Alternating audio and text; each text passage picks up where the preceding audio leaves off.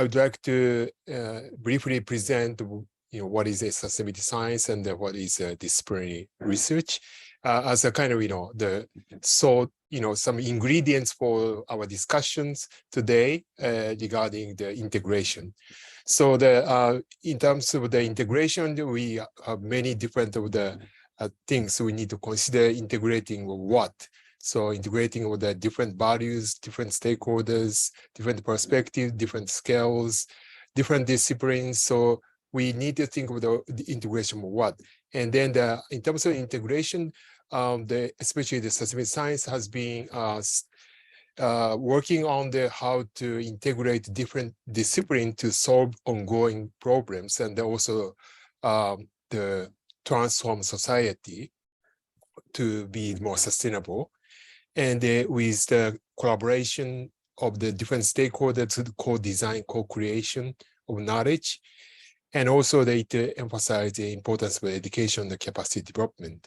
So we started this sustainability science journal from Springer in 2006. So it's already about 18 years ago.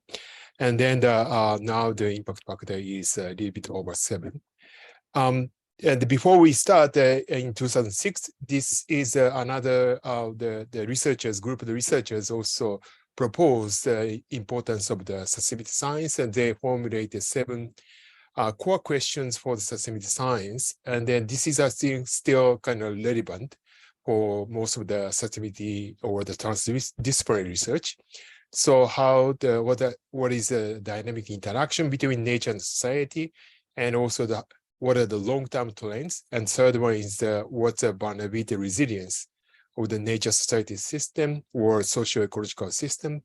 And fourth one is what's the meaningful limits and boundaries, like including planetary boundaries or kind of threshold or tipping points is relating to this fourth one. And fifth one is what system incentive structures, so how to transform society and how to provide kind of incentive. And then the sixth one is what's the kind of monitoring and reporting system need to be considered. And the third one, last one is better integrate into system for adaptive management of societal learning. And then I also reviewed the papers in 2005 to 2010, and I also summarized some of the key characteristics of the sustainability science research. So it's a dynamic interaction between nature and society, and the problem-driven and problem-solving effort. Third one, multi-criteria assessment or systems approach. And fourth one, the inter-transdisciplinary characteristics, and fifth one, adaptive management and learning, and collaboration with scientists and practitioners. So these are the 6 main characteristics. These are the, now more or less important in many of the disciplines, but in terms of sustainability science, these characteristics is quite important. And this is taken from the National Academy of Science 2005. And I just would like, this is still, I think, interesting. So when we say about disciplinary, the researcher from discipline A and B, so like natural science members and social science members work together, but after the common problem, but afterwards they split apart and changed when work is done. But when it comes to the interdisciplinary, they work together and may find out the kind of, or may explore the kind of new research field or discipline. So that's one of the interesting, the way to distinguish multidisciplinary and the interdisciplinaries. And this is also how to explain the transdisciplinary. So interdisciplinary is across different disciplinaries and connecting different disciplinaries to solve the ongoing problems. But when it comes to transdisciplinary, the working with society, with different stakeholders is one of the key characteristics of the transdisciplinary inquiry. And then these are some of the summary based on some key literatures from the sustainability science journals and beyond.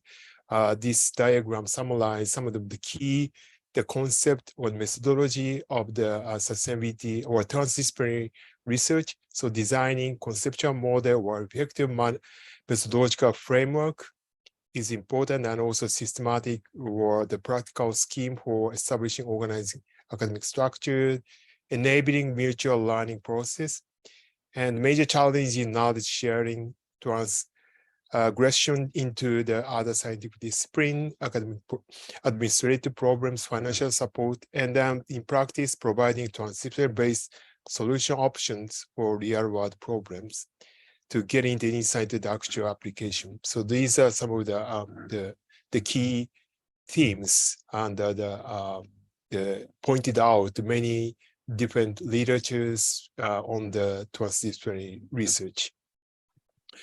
And then also the one with the papers published in 2014, which got the best paper awards from our journal. Also identified, discussed the role of the researchers in the sustainability transition. And they identified the 5 ideal type of roles of the researchers. So in order to transform the society toward more sustainable or resilient future, also that we need to kind of combination, also we need to recognize kind of different roles of the researchers, and also the combination of those, the different scientific roles is also important. So not only the reflective scientists, one who perform a number of the activities closest to what is conventionally understood as research, but we also need to work together with the process facilitators or knowledge broker or change agent to transform the society to be sustainable, and also the self-reflective scientist who has the ability to or skill to examine his or her own normative operations or see oneself as a part of the dynamic that one seeks to change. This is a bit theoretical, but this paper also explore using how these different type of the roles are also reflected or they included when they organize the case studies in two research areas, and then also revisit how this concept is worked. So I think this is also something when we integrate, discuss integration, we also need to consider kind of these different roles of the researchers. So we also need to, some of us also can work as a knowledge broker or change agent, and some of our members can also to be the self-reflective scientists. So these, kind of wearing those different type of the roles is also the important or useful when we discuss integration. And this is the last slide. The UNESCO also tried to implement this sustainability science approach into their project, and they they came up with this framework of the cyclic framework, and then this cyclic framework can kind of evolve in due course of the transformation of society.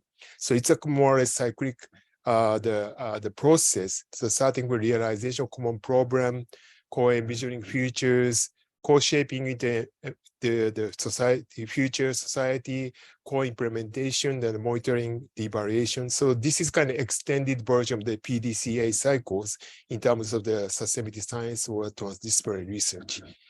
Okay, so that's all from my side, but what I mentioned at the beginning, maybe we really need to clarify integration of what.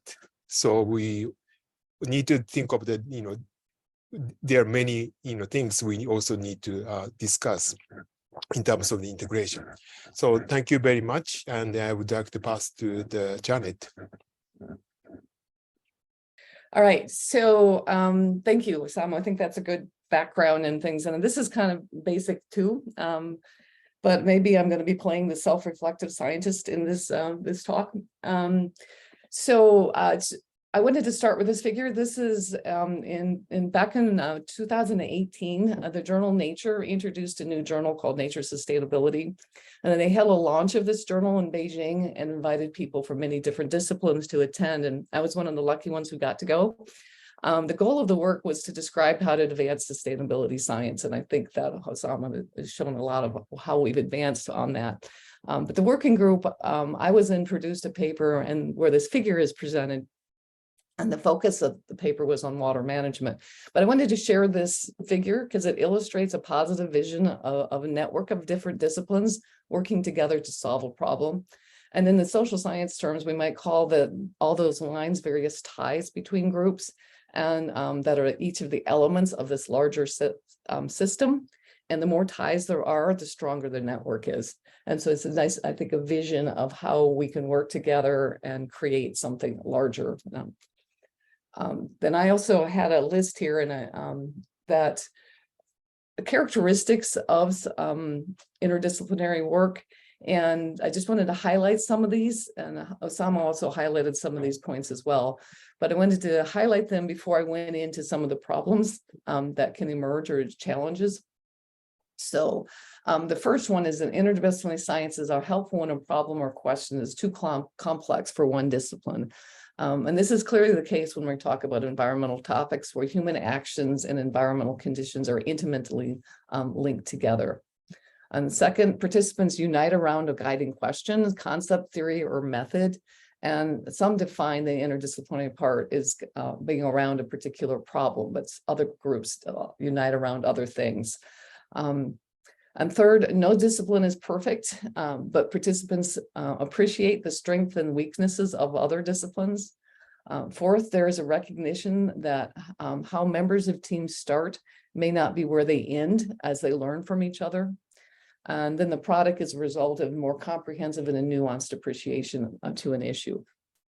So those are some of the ways that interdisciplinary work or transdisciplinary work, if we can get there, are beneficial. Now that I've provided this positive vision, I'm going to try and present some challenges that groups face when working together. These are challenges developed from a workshop at a different meeting than the one that one in Beijing. And I also was not at this one, but it was somebody else who wrote a summary of it. And so it was Eliswa who wrote a summary of these grand challenges that they produced when trying to do social environmental systems modeling. And I think that applies to the transdisciplinary as well. And so I'm not going to go through all of these. We don't have time to, so I'm just going to highlight 3 of them and provide some illustrations. And so the first one I'm going to highlight is the need to bridge epistemologies. And so, and this is a different paper that Galligan goes into more about epistemologies. So epistemologies represent the nature, origin, and scope of knowledge. And when we develop our disciplinary specializations, we develop what might be called code words that convey more than the word and are interpretable by other members of our discipline better than other disciplines. Some may consider disciplinary dialects as part of that language we use. There are technical words with specialized meanings. And so as an example, when I started working with natural scientists on climate change, I was asked to share my research at one of these meetings and in this big circle of people. I described testing different messages to describe how carbon dioxide is increasing planetary temperatures that we use. So doing these studies where we give people different types of messages that describe that process. And then we were seeing which ones resulted in the greatest increase in climate change knowledge in the general public. But that's not what I actually said. What I said was using words from psychology. I said that we manipulated messages to test effects on people's beliefs. And after I said this, I heard this laughter in the room. And I was surprised because I didn't know what they were laughing at. But then I heard things like psychologists are manipulating our minds. And so now I never say the word manipulated again, even though that's a word that's used in psychology a lot to manipulate variables, but I don't say that word now. I can also appreciate when people do not fully understand some common words that I use, because that's one of the things that happens often in social sciences. We use words that other people use. So this is an example of sort of another disciplinary words or dialects. So when I say fear and hope, I likely am thinking about more than what most people are thinking about. So when I think of fear, I think of a negative anticipatory emotion that creates avoidant responses, is activated in the amygdala. and regulated by our frontal lobe of our brain. Hope, on the other hand, is a positive anticipatory emotion that is goal-directed, that can be inspired by efficacy beliefs. And so it could be more of a cognitive emotion than fear. But when I said hope and fear, I bet none of you thought of all those other things, except perhaps some of my colleagues in the audience. And so the words are loaded to mean more than what other people would think about them. And sometimes you can identify these issues in others because we don't quite understand what presenters are saying. And so I'm just going to point out some things that's, and don't mean to be hypercritical about this, but it's things that I noticed in some of the talks. So I have to say that I don't have a complete appreciation of what I keep saying to myself, DONs and DOCs, that many people talked about. So DON, I think, is distributed organic nitrates. DOC is distributed organic carbon. And the words and full meaning of them do not come naturally to me. And then when I hear those words as a psychological interference, DON is a man's name, DOC is a doctor, and you may be saying actually DON and DOC, and I don't know. But the result is it takes a lot longer for me to process that information, understand what is said. And so these dialects that we have are talking across languages that we learn. The other part are these metaphors. And so metaphors are verbal and graphic analogies describing some sort of process. And in sciences, we use lots of graphs and diagrams, and some of us are more comfortable with the particular graphs or diagrams that we use. So in psychology, we also often use what are called structural equation models, where we put together a bunch of different boxes and put and circles, and the boxes and circles mean different things, and we put arrows together. But that becomes problematic when an audience is not familiar with either the various graphs we put up or the patterns of our arrows and boxes. But I also want to say that metaphors can be useful as well. So, for example, the word sister rivers was used in one of the talks. I think it was Bill who used that. And this is a useful metaphor because it made me think of some similarities, that the rivers were similar with each other, but not identical. And if it was identical, the words perhaps would have been twin rivers. So we can use metaphors to help communicate, but when we use metaphors within our disciplines, it becomes more difficult for other people to understand. And so Gilligan writes about how to bridge these differences, and he put up 4 different ways of doing that. One is to take some time to do independent reading and have interdisciplinary conversations. And so this is, and then another one is participate in regular interdisciplinary meetings or seminars for gradual learning. In some sense, this is what our workshops are doing. We're learning from each other. And when we have our discussion afterwards on what we're going to do in our next meeting, if we can meet face to face, and that would be building these sorts of this language together. And then another thing he says, join interdisciplinary research projects is what we're doing. And if you can possibly do some team teaching is another thing he recommends. So jumping ahead to the 4th point, different disciplines have different ways of talking about scales and scaling. So they focus on different time scales from centuries, decades, years, weeks, and even seconds. The different sizes of scales from continents to watersheds and to the stream flowing behind my house. And then there's social scales. We talk about countries, institutions, and closeness in terms of strangers versus families. So we've got all these different types of scales that different disciplines land on. And to do interdisciplinary work, you have to figure out how to put these together. So I'm going to give an example of something that I have pondered about for a while. So this is the DISPER model. I learned about this from Osamu, and I think it's a great model. And I gathered from when he presented it that the other social scientists knew this, but I didn't know this model. And I don't really know how much of other people in other areas know it. But the idea is basically that we have drivers, we have human actions that create pressures, and I'm going to put it in the climate change area because that's what I'm more familiar with. We have human actions that create things like carbon dioxide, that create states like ocean acidification, and these, or a warmer planet, and that creates impacts, and often we're interested in human impacts. And then those things lead us to create responses, and those responses can be directed at the drivers, pressure, states, or impacts. Sometimes I've seen this last arrow here, and sometimes I have not. But I want to put that up and then contrast it with some other ways that people might be thinking. So one of the things that happens when we talk about our sciences with the, or I talk about climate change with the general public, what you end up having is discussions that eliminate those, that eliminate or combine together the environmental conditions into impacts. So people will talk about, we're burning fossil fuels and it's bad, and then we should do something. And it eliminates an entire middle section, and that makes it difficult for people to understand why these behaviors even make a difference. A more sophisticated understanding, and when you're talking with some people in the public, they'll say, okay, there's these drivers and they create these environmental conditions. But this shows a bit more process. But what happens then is it is collapsing together what all the natural scientists are taking apart.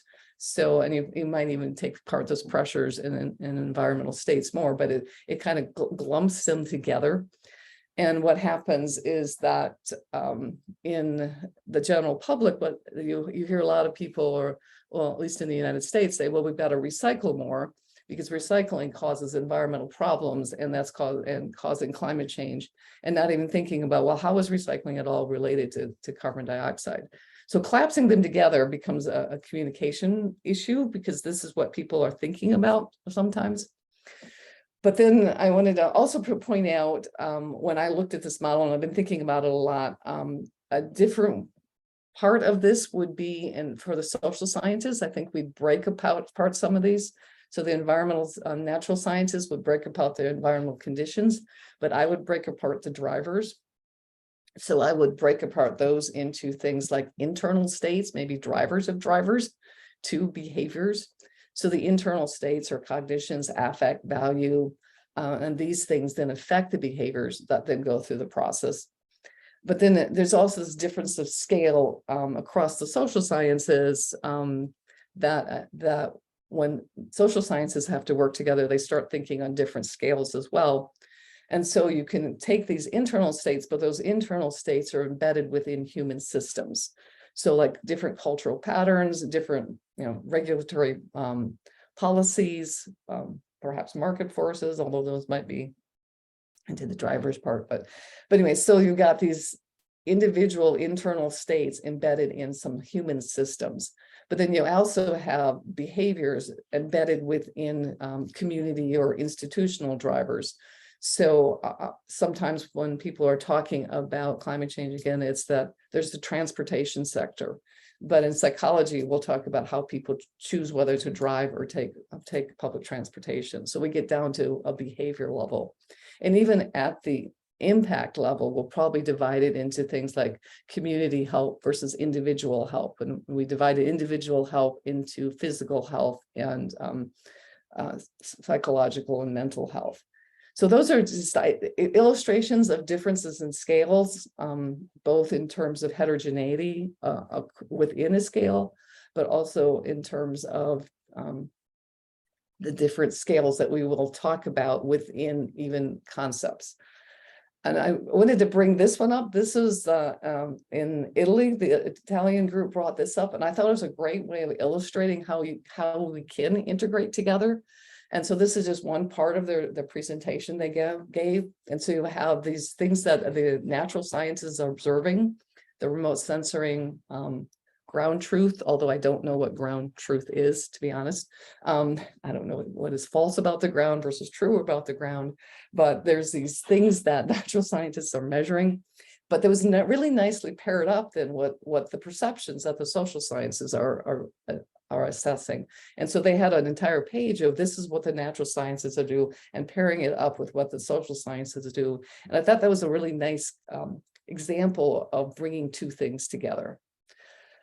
So again, I'm not going to go over all 8 of them, but I wanted to point those things out and say that there are going to be challenges in the way that we do research.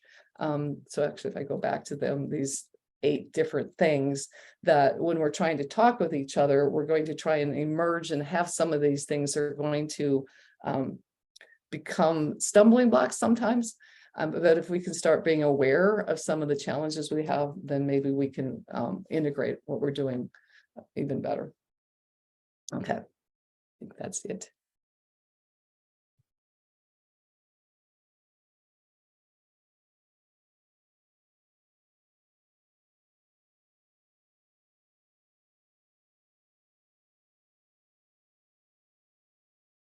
So let me very briefly report back what we discussed group 1.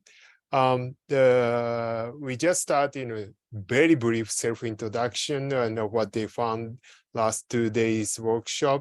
So yeah, most of them pointed out very interesting the difference and different abandonment patterns. But the major challenge is the lack of the time to discussion or the Q&A. And also it's a bit difficult to digest everything in such a short time. So we got those kind of feedbacks before we move to the 3 questions. And then in terms of the first question on the Congress, we found that there are some no because of the distance, also the budget limitation. And then rather than spending the travel budget for this Congress, we would like to spend more budget for the field visit in the case study countries, 5 countries, and then of course online. So the participation may be the base, mainly the online basis, and then also but this will be the good opportunities, and also the session within ABRESO, a special session within ABRESO, or the joint session with other project with other project under the same Belmont Forum core will be also one of the options. And then the second one, there are a couple of the ideas and what kind of where the potential site, and then one of the colleagues mentioned the French will be the interesting place, and also the group work integration. The duration will be around 10 days, and these are some of the contents or the summer school, including the communication skills or the cooperation with the modelers and field researchers, or the comparison in the monitoring, in monitoring ways in some countries, etc., and the SWOT analysis. So these are some ideas, and cross-disciplinary public science, etc., and the communication. So these are some of the ideas for the summer school, and then for the in-person meeting or the integration, Japan could be the potential venue. And also there's one comment that maybe that we can also plan 3 on-site meeting in Japan, Taiwan, and also the France, Italy. So we can have the separate the field visit sessions if budget allows, budget and timing allows. So these are some of the potential, the ideas we had during our discussion. Thank you very much. Thank you, Osamu. Philippe, do you want to, or anyone from France?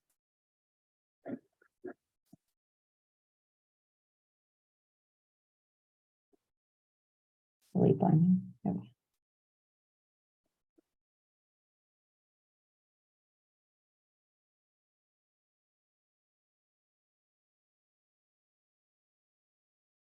Sorry, do you see my screen? I have a... Yes, you're okay.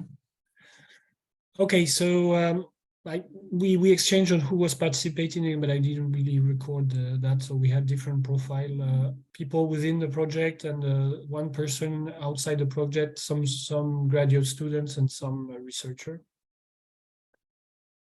The positive aspects was saying that basically we need more time to exchange within this project. The current meetings that we are organizing are not long enough to be able to have this informal exchange and also lengthy exchange that are needed for integration. So Panama, I mean, the meeting in Panama would be maybe any meeting would be an opportunity for that, and maybe Panama would be one, but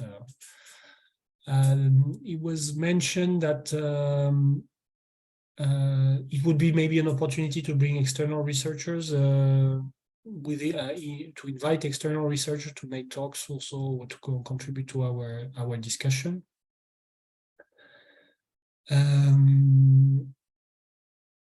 The preliminary work also would be a good moment to enhance interdisciplinarity and transdisciplinarity. The negative aspect was to say that but some participants at the moment who probably will not have the budget to, especially the Italian colleagues, may not have the budget to participate. The distance and the environmental impact of such a central location meeting, and the fact that Panama may not be a very central location. During the discussion also, there was a discussion whether this particular conference is of interest besides our participation in a common event to the researchers, and that if not, then it gives less incentive for organizing the meeting within that conference. At the same time, we understood that there are some obligations to participate in the meeting for some of the colleagues at least. So we may take that opportunity, although despite the different constraints that have been highlighted, maybe if many colleagues still need to be there, we could seize that opportunity to meet. The discussion around the summer school at the beginning, and probably my thought were a bit about not clear what would be the objective of such a summer school, and whether this is needed. This is part of the objective of the ABRESO project.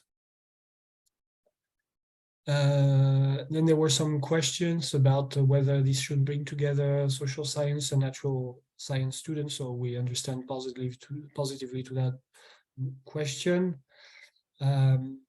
Another negative point is that this preparation will require a lot of preparation work. Is this preparation work very needed to contribute to the objective of the project? I'm being too long, maybe. And then maybe I will. But still, there were some very positive comments of people that participated in previous events, and saying that this is a very good opportunity to spend some time together, both with students and lecturers, and to make some real interdisciplinary work. And at the same time, at the end, the overall discussion was a bit more positive than initially shown by these first post-its. And maybe to finish, so the overall discussion was as compared to the other two, this within project site meeting was considered generally more positively in general, because this will be an occasion to actually see what the team are doing in the field, and that this will be a good opportunity to understand a bit more concretely the work, and then maybe make some new ideas spark from these discussions. The negative side is that this will require a very big preparation work from the organization team, that is going to be much more needing than just participating in a conference that already has a venue and everything that will not need to be organized by the project. All right, thank you, Philippe. Madalena, anyone from Italy?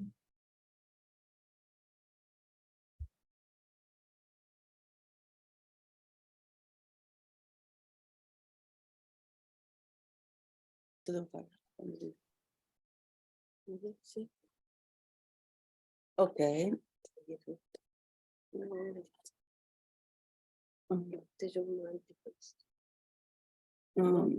No, ok, sorry. Okay, so in our group, there were Ilaria Baneschi, Lain, Joseph Guerriero, Elisa Sell, Olga Garishov, and myself. So we were well balanced within the natural science and social science. So concerning the first point, I would say that there were several questions. Concerning the meeting, although we understood that it's kind of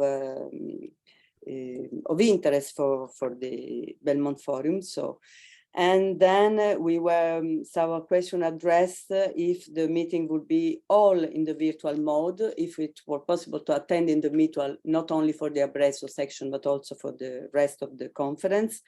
And also there was a concern about the costs. And so the budget that we have for this, so a big investment for attending Panama. So this concerning the first point, and concerning the summer school, we estimate that the experience of the Italian summer school that were performed at the Gran Paradiso can be of help for the next one within ABRESO. And with some points that, of course, the first point is to integrate the social sciences that were lacking in the Italian experience, and while keeping the lecture plus fieldwork plus interactive corner with several kind of exercise that seem to be interesting for people who attended. The point for the Italian people, at least, is that this experience could be exported in another sites, because after 2 years, maybe it would be nice to have this exercise in France or other sites within ABRESO. We don't know if we shall have another summer school next year, this will be the only one, but in any case, a kind of rotation of the sites within the project is almost acknowledged. And concerning the third point, everybody's important that to meet in person is of striking importance. And we also discuss, again, there is a problem of budget, because if we have budget for the summer school, for the rest, each nation could found support its own costs. So mainly the Italian group, I think, has great problems, and also other groups maybe. And so this is the first point. And a lot of the discussion was dedicated on the role of the stakeholders. And it was very interesting to highlight that stakeholders have a completely different role within countries. In particular, in Italy, we suffer of a lack of participation. Also in this meeting, we have no stakeholders attending, while in Taiwan, for instance, they are kind of controlling in some extent the scientific part, addressing the main problem respect to the scientists. So maybe I'm not very clear, but I think the stakeholders in Italy are waiting for results in order to check their perception, while in Taiwan, this is not the case. The opposite is observed. And I think main observation are these. Thank you. Thank you, Madeline. River, Madeline?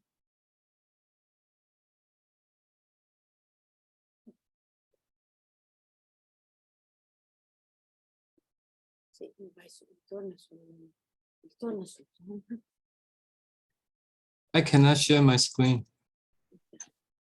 There we go. Okay. I will also discuss the 3 questions, just give a brief summary. And for the question 1, so far the SRI conference, the 4 main themes proposed by SRI meeting may not fit our scope. So we think that the project meeting, the Belmont section, may be a suitable one, but the section type could be discussed. For example, if we want to have a better project integration, maybe the dialogue, the type of the dialogue could be better, or others suggest that maybe a training workshop could be the suggestion. So this can be discussed after this meeting. But overall, I think everyone support this Parama meeting for our project? That's the first question. And for the questions, since it's a summer school, so everyone, in fact, is looking for this kind of the summer school. But a suggestion is quite interesting is that maybe we can have a Europe summer school from French to Italy. Someone proposed this option, and also someone said that she wants to have a comprehensive training workshop for a specific topic. This is the second suggestion. And also someone asked to have some field trip to understand the critical role. That's the summary of the second question. For the third question is that I think that everyone has a positive reply about the in-person meeting, but the question tends to be the how to enhance the integration if we include so many people, but without the goal or the specific aims to go. That would lose our focus. And if we want to enhance the work of the specific working group name, it will include some other stakeholders. That's the question. That's the summary for the question 3. Thank you. Thank you, River. Bill or Tim or Janet? I see we're out of time, or at least we're 1 minute out of time. And so I'm simply going to say that I think what was covered so far from the other groups was mostly captures the sense of the conversations we had. My feeling leaving these conversations and listening to you all is that we need to have a management committee meeting before Christmas, before the end of 2022, to determine a path forward.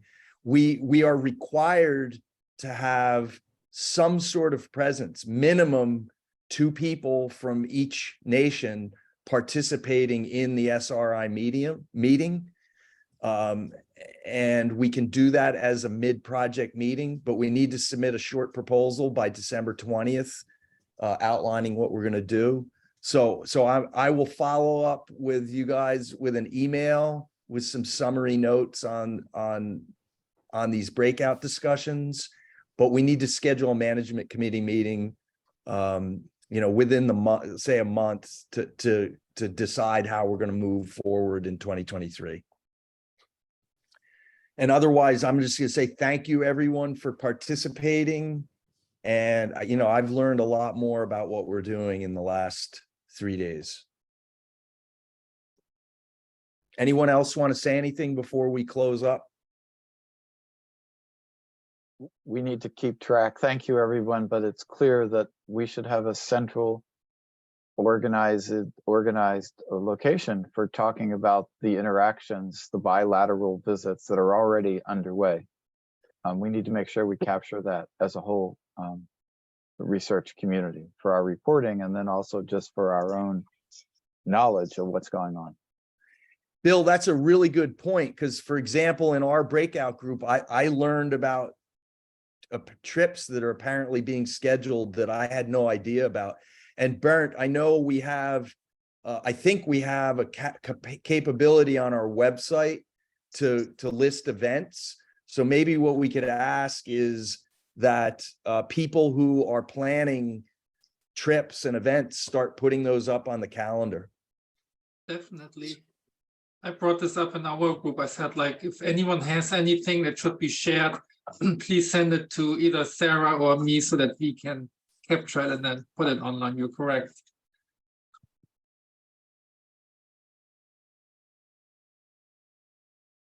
Anyone else?